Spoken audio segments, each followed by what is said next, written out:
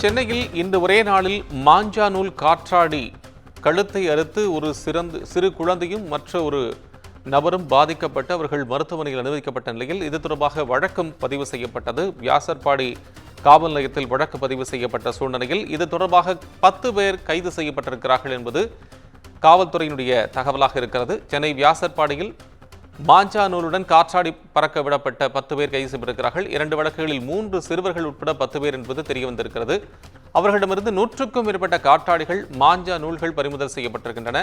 அது மட்டுமல்ல, மாஞ்சா நூல் தயாரிப்பவர்கள், விற்பனை செய்பவர்கள் மற்றும் அதனை பயன்படுத்தி காற்றாடி பறக்க விட்டால் கடும் நடவடிக்கை எடுக்கப்படும் என காவல்துறை எச்சரிக்கப்பட்டிருக்கிறது. ஏற்கனவே மாஞ்சா நூல் பயன்படுத்துவதும் தடை செய்யப்பட்டிருக்கிறது என்பதும் குறிப்பிடத்தக்கது.